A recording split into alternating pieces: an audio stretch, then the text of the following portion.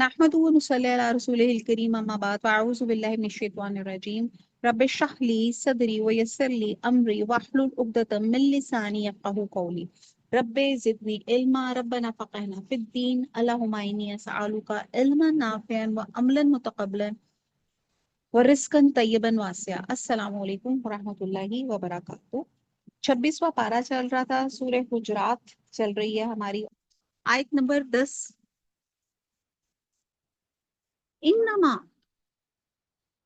सवाए इसके नहीं के अल मुमिनूना मोमिन लोग इख्वातुन भाई भाई हैं। फअस्लिहू बस सुलह करा दो बैना दरमियान अखवैकुम अपने दो भाइयों की वत्तकुल्लाह और डरो अल्लाह से ला अल्लाकुम ताकि तुम पर तुरहामून ताकि तुम पर रहमत की जाए। आयत नंबर 10 का मुहावरा है कि मोमिन तो आपस में भाई भाई हैं, तो अपने दो भाइयों में सुलह करा दिया करो, अल्लाह से डरते रहो ताकि तुम पर रहमत की जाए। कुरान पाक की ये आयत मुसलमानों की एक आलमगीर बरादरी कायम करती है। किसी दीन या मुल्क के फॉलोअर्स में वो अखुवत नहीं पाई जाती जो मुसलमानों में पाई जाती है। और इस हुक्म की अहमियत को हुजूर सल्लल्लाहु अलैहि वसल्लम ने अपने बहुत से इरशादात में इसको मेंशन भी किया है। हुजूर सल्लल्लाहु अलैहि वसल्लम ने फरमाया कि मोमिन एक दूसरे के लिए एक दीवार की ईंटों की तरह होते हैं कि हर एक दूसरे से तकवीयत पाता है। ये बुखारी की ऑथेंटिक हदीस का मफ़हूम है। फरमाया कि एक मोमिन का ताल्लुक अहले ईमान के गुरोह के साथ ऐसा होता है जैसे सर के साथ जिस्म का ताल्लुक होता है। वो अहले ईमान की तकलीफ को इस तरह महसूस करता है जिस तरह सर जिस्म के हर हिस्से का दर्द महसूस करता है। ये भी मुस्नद अहमद की ऑथेंटिक हदीस का मफ़हूम है। हज़रत जुरैर बिन अब्दुल्लाह कहते हैं कि रसूल सल्लल्लाहु अलैहि वसल्लम ने मुझसे 3 बातों पे बैत ली थी। एक ये कि नमाज कायम करूं, दूसरा ये कि ज़कात देता रहूं, और तीसरा ये कि हर मुसलमान का खैर खा रहूंगा। नबी सल्लल्लाहु अलैहि वसल्लम ने फरमाया कि हर मुसलमान पर दूसरे मुसलमान की जान, माल और इज्जत हराम है। अब आप ये देखें कि एक मुसलमान को डिफाइन करें ना, मुसलमान को, तो वो उसकी डेफिनेशन आती है वो वेल विशर है दूसरे का।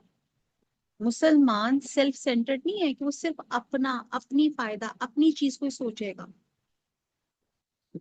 जैसे आ, अल्लाह ये कितनी प्यारी मिसाल दी कि सर दर्द और पूरा आपका जिस्म, आपके जिस्म में एक जगह दर्द होगा, पूरा जिस्म उस तकलीफ को महसूस करेगा। इस तरह मुसलमान आपस में एक दूसरे से जुड़े हुए हैं। हर मुसलमान पर दूसरे मुसलमान की माल, जान और इज्जत हराम है। और कहते हैं कि यहाँ पर मुसलमानों को एक बरादरी करार दिया गया है। तो हम आयत नंबर 10 में पढ़े थे कि इन्नमल मुमिनूना इख्वातुन, ये मोमिन आपस में कौन है? भाई भाई हैं। जिसका हम अमली सबूत हज या उम्रे के वक्त होता है कि सब लोग दीवानावार एक घर का तवाफ कर रहे होते हैं, एक जगह पे मुनासिक के लिए हाजिर हो रहे होते हैं, एक जगह पे नमाज पढ़े होते हैं। तमाम मोमिन खां किसी भी रंग, किसी भी नस्ल, किसी भी इलाके से वो ताल्लुक रख रहे हो, वो सब जो है, आप देखें, बल्कि किसी भी स्टेटस से ताल्लुक रख रहे हैं, चाहे वो ड्राइवर है तो चाहे वो मालिक है, अगर वो उस हरम में उस जगह पे पहुंच गया है तो सब वो एक ही जैसे रिचुअल्स कर रहे हैं। जिसने कलमा पढ़ लिया, हाँ वो इंतहाई फकीर है, वो गुलाम है, तुम्हारा भाई है। और इंसानी ताल्लुकात को, मोमिनों के बाहमी ताल्लुकात को दुरुस्त रखने की भरपूर कोशिश करनी चाहिए। आपस के ताल्लुकात की इस्लाह पर ही दीन का इन्हिसार है।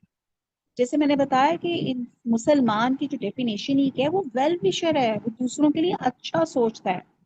और आपस के ताल्लुकात के बिगाड़ने सरासर दीन का नुकसान है। जब मुसलमानों के बाहमी ताल्लुकात खराब होंगे तो इसमें बाद औकात उनको जाती तौर पे भी बहुत नुकसान होता है, और बाद मर्तबा दीन को बड़ा नुकसान होता है। इसलिए हम देखते हैं कि आप सल्लल्लाहु अलैहि वसल्लम ने फरमाया, क्या मैं तुम्हें रोजा, नमाज और खैरात से अफजल मर्तबा ना बताऊं? लोगों ने अर्ज किया, क्यों नहीं? यानी कि ऐसा काम نہ بتاؤں جو نماز روزے اور خیرات سے افضل ہے درجے میں؟ تو آپ صلی اللہ علیہ وسلم نے فرمایا کہ آپس میں جھگڑنے والوں کی صلح صفائی کرانا، کیونکہ جھگڑا مونڈ دینے والا ہے، دین کو، دین کی صفائی کر دینے والا ہے۔ تو اس سے آپ اندازہ کر سکتے ہیں کہ اس طرح جب ہم آپس میں بگاڑ اور فساد اور ایک دوسرے کے ساتھ ہمارے تعلقات خراب ہوتے ہیں تو آپ کیا دیکھتے ہیں، کیا ہوتا ہے؟ اب سے آپ کی سم ہو، آپ کی کسی فیملی میں، آپ کے کلیگ کے ساتھ یا کسی کے ساتھ آپ کا گرجز ہیں، آپ کی اس کے ساتھ لڑائی چل رہی ہے، تو آپ جب نماز کے لیے بھی ایون کھڑے ہوتے ہیں نا، مجھے تو خود اپنا یاد ہے، میں جب نماز میں کھڑی ہوتی نا، اے اللہ اس نے مجھے یہ کہہ دیا، اچھا مجھے وہ سامنے نظر آ گئی نا تو میں تو اس کو یہ جواب دوں گی، یعنی کہ آپ اس نماز عبادت میں بھی آپ کی مینٹل سینٹی بھی خراب ہو رہی ہوتی ہے اور اللہ سے آپ کا تعلق بھی ڈسٹرب ہوا ہوتا ہے، کیونکہ آپ کے دماغ میں وہ لڑائی اور وہ باتیں چل رہی ہوتی ہیں کہ میرے ساتھ کسی نے انجسٹس کر دیا یا میرے ساتھ کسی نے بگاڑ کر لیا، تو وہ آپ کے ذہن میں وہی باتیں چل رہی ہوتی ہیں۔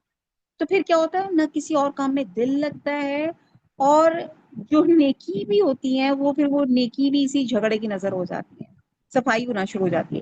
اس لیے یہ فرمایا گیا کہ مومنوں کے درمیان میں صلح کرا دو۔ آپ دیکھیں کہ آپ ایک عبادت بھی ہول ہارٹیڈلی آپ یکسو ہو کے نہیں کر سکتے اگر آپ نے کسی کے ساتھ آپ کے حقوق العباد میں کوئی کمی بیشی چل رہی ہے، کوئی جھگڑے چل رہے ہیں۔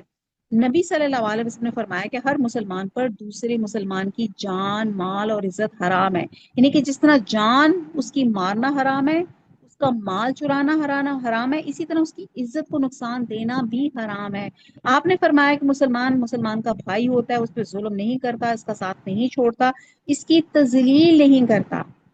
ایک آدمی کے لیے یہی شر بہت ہے کہ وہ اپنے مسلمان بھائی کی تحقیر کرے۔ تحقیر کیا ہوتا ہے؟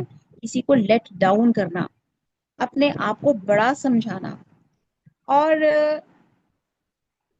کسی شخص کے برا ہونے کی پہچان کیا ہے کہ وہ اپنے کسی مسلمان بھائی کو ذلیل کر رہا ہے۔ یعنی اللہ کی نگاہ میں ذلیل انسان کون ہے؟ جو دوسروں کو ذلیل کرنے کی کوشش میں لگا ہوا ہے۔ یہ اس بات کو کوٹ پہ یاد رکھ لیں، جب ہم دوسروں کو ذلیل کر رہے ہیں ہم اللہ کی نظر میں بھی ذلیل ہو رہے ہیں۔ بات یہ ہے کہ ہر انسان کے اندر بڑا بننے کا ایک چور چھپا ہوتا ہے کہ میری بات، میں سب سے اچھا نظر آ جاؤں، میری تعریف ہو، میں ہی سب کچھ ہو جاؤں، اور ان تمام چیزوں کی خرابی کی بنیاد یہی بنتا ہے کہ میں اچھا ہوں۔ یہ کس کے الفاظ تھے؟ انا خیر منہ، میں اس سے اچھا ہوں۔ کون بتائے گا؟ شیطان کے شیطان کے۔ بالکل 100% الحمدللہ۔ یہ شیطان کا جملہ تھا، انا خیر منہ۔ جب اللہ تعالیٰ نے بنایا تو وہ حضرت آدم علیہ السلام کو بنایا تو ان کا اچھا یہ تو مٹی سے بنا ہے اور میں تو آگ سے بنا ہوں، اور آگ جو ہے بڑی فیوریس ہوتی ہے، ہر چیز کو جلا دیتی ہے۔ اس نے کہا میں تو اس سے اچھا ہوں۔ حالانکہ آپ دیکھیے کہ مٹی میں کنسٹرکشن ہے اور آگ میں ڈسٹرکشن ہے، ٹھیک ہے؟ مٹی میں عاجزی ہے، گروتھ ہے، اور آگ میں کیا ہے؟ ڈسٹرکشن ہی ڈسٹرکشن ہے، وہ تو ہر چیز کو تباہ کر دیتی ہے۔ تو یہاں پہ اس نے یہی بات کی تھی، اور یہی چیز میں شیطان ہمیں بھٹکاتا ہے، وہ وسوسے ڈالتا ہے کہ تم اس کو ذلیل کرو، اس کو پیچھے کرو، اس کو گراؤ۔ اور عموماً ہمارا کنسپٹ یہ ہوتا ہے کہ ہم بڑے تب بنیں گے جب دوسرا گرے گا، جب تک یہ کھڑا رہے گا ہم نظر نہیں آئیں گے، اور پھر ایک خرابیوں کی ایک چین بننا شروع ہو جاتی ہے کہ ایک، اس لیے جیسے ابھی میں نے آپ سے مینشن کیا کہ ایک مومن کا تعلق دوسرے مومن کے ساتھ ایسے ہے جیسے سر کے ساتھ جسم کا تعلق ہوتا ہے۔ اہل ایمان کی ہر تکلیف کو اس طرح محسوس کرتا ہے جیسے سر جسم کے ہر حصے کی درد کو محسوس کرتا ہے۔ اور آپ نے فرمایا کہ مومنوں کی آپس میں وابستگی کی مثال ایسے جیسے جسم کی ہوتی ہے، جیسے ایک عضو کو تکلیف ہوتی ہے تو سارا جسم بخار اور بے خوابی میں مبتلا رہتا ہے۔ آپ نے فرمایا کہ مومن ایک دوسرے کے لیے ایک دیوار کی اینٹوں کی طرح ہوتے ہیں، ہر ایک دوسرے سے قوت پاتا ہے، اسٹرینتھ پاتا ہے۔ جیسے ایک دیوار قائم نہیں رہ سکتی جب تک سب اینٹیں ساتھ نہ ہو۔ آپ نے دیکھا ہوگا کہ وہ دیوار بڑی بھدی ہوتی جس میں کوئی اینٹ آگے نکلی ہو، کوئی پیچھے نکلی ہو، یا کوئی گیپ ہو۔ اگر ہم دوسروں کو پیچھے دھکیل کر آگے نکلیں گے تو ہم بھی خود بدنما نظر آئیں گے۔ اور یہ الگ بات ہے کہ انسان نیکی کے کام میں آگے بڑھے لیکن دوسروں کو ساتھ لے کے نہ کہ پیچھے دھکیل کے۔ ٹیم ورک کے ساتھ، کیونکہ جب ہم جماعت کے ساتھ کام کرتے ہیں تو اللہ کا ہاتھ ہوتا ہے، کیونکہ ایک شخص کے برا ہونے کے لیے کافی ہے کہ وہ ایک دوسرے کو برا ظاہر کرے اور دوسری کی برائی چاہے. تو always remember that.